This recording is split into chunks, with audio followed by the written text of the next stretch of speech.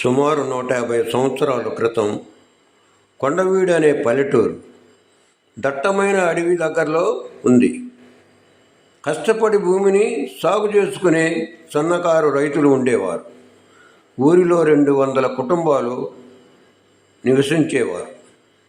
కాయ కష్టం చేయటమే తప్ప మోసం చేయటం తెలియని అమాయకులు. ఎవరైనా వచ్చి గట్టిగా మాట్లాడితే కన్నీరు పెట్టుకునేవారు.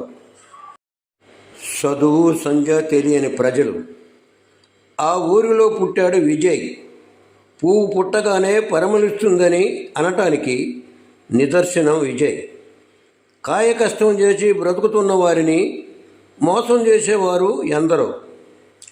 చిన్నతనం నుండే అలాంటి మోసం చేసేవారి ఆట కట్టించేవాడు విజయ్. కత్తి తిప్పటంలో చెయ్యి తిరిగినవాడు. కత్తి పట్టుకుంటే 10 మంది అయినా సమాధానం చెప్పగల వీరుడు విజయ్. పంట చేతికి వచ్చే సమయానికి ఎక్కడి నుండి వస్తారో తెలియదు బందిపోటు దొంగల ముఠ. ఊరు మీద పడి ఆరుగాలం కష్టపడిన మొత్తం ఎత్తుకొని పోయేవారు. కనిపించిన ఆడపిల్లలను మానభంగం చేసేవారు. విజయ్ యుక్త వయసు దగ్గర నుండి కొండవీడు ఊళ్ళో నుండి చిల్లిగవ్వ కూడా దొరకనివ్వటం లేదు. పండిన పంటను నేలను గుంటలుగా త్రమించి అందులో దాచేవాడు. ఆడపిల్లలను కూడా కనిపించకుండా జాగ్రత్తలు తీసుకునేవాడు. బందిపోటు దొంగలకు కొండవీటి సింహంలా సింహస్వప్నమయ్యాడు విజయ్. ఎంతోమంది దొంగలు కత్తికి బలయ్యారు.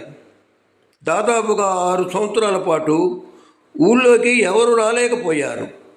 విజయ్ ఊళ్ళో ఉన్నప్పుడు ఏమీ చేయలేము, కొండవీడు నుండి బయటకు తీసుకొస్తే చాలు అనుకొని అదును కోసం ఎదురు చూస్తున్నారు బందిపోటు దొంగలు. విజయ్ పెళ్లి కుదిరింది. పెళ్లి విషయం తెలుసుకున్న దొంగల ముఠ పక్కా ప్లాన్ వేసుకొని నట్టడవిలో కొందరిని ఉంచి 30 మంది ఊరి మీద పడేలా ప్లాన్ వేసుకున్నారు. పీటలపై దొరలా కూర్చున్నాడు విజయ్. కొద్దిసేపట్లో తాళి కట్టడమే తరువాయి జీలకర్ర బెల్లం కూడా పెట్టారు. ఇంతలో కబురు వచ్చింది, ఊరి మీదకి దండుగా దొంగల ముఠ బయలుదేరిందని. అందరూ భయంగా పరుగులు తీశారు. సెకను కూడా ఆలస్యం చేయకుండా కత్తి పట్టుకొని బయలుదేరాడు విజయ్. ఎవరు వద్దన్నా వినలేదు. పెళ్లి కూతురు కన్నీరు కార్చినా వెనుకడుగు వేయకుండా పెళ్లి బట్టలతో కత్తి పట్టుకొని ఊరి పొలిమేరలో కొండవీటి సింహంలా నిలబడ్డాడు. వచ్చిన వారిని తరిమి కొట్టాడు. పోరు భీకరంగా సాగుతున్న సమయంలో ఎన్నుపోటు పొడిచారు దొంగసాటుగా. అమ్మా అని దిక్కులు పిక్కటిల్లేలా అరసి ప్రాణాలు కోల్పోయాడు విజయ్. కింద పడిపోయిన విజయ్పై నిలువెత్తు బండను పడవేశారు. విజయ్ కనిపించకుండా ఉండటానికి. విజయ్ లేడు గనక ఊరి మీదకు రావటానికి అందరూ సిద్ధం కాగా భీకరమైన గాలి వచ్చి ఒక్కరు కూడా పొలిమేరలోకి కూడా అడుగుపెట్టలేకపోయారు. 45వ రోజు రాత్రి ఓ పెద్ద వెలుగు.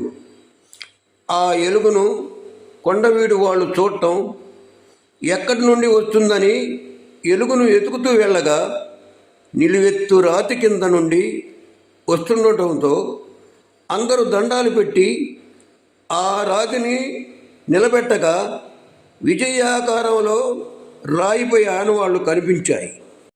విజయ్ చనిపోలేదు అని నమ్మిన జనమంతా నిత్యం పూజలు చేసి తమ కష్టాలు తీర్చమని ఏడుకునేవారు. కొండవీటి జనం అడవిలో ఎలిచినాడు కనుక కొండవీటి సింహంలా ఎరిగిన విజయ్ను వాళ్ళ కులదైవంగా జనాలు కొలుస్తున్నారు. ఇప్పటికీ కత్తి పట్టుకున్న రూపం నిలువెత్తు రాయిపైన మనం ఇప్పటికీ చూడవచ్చు.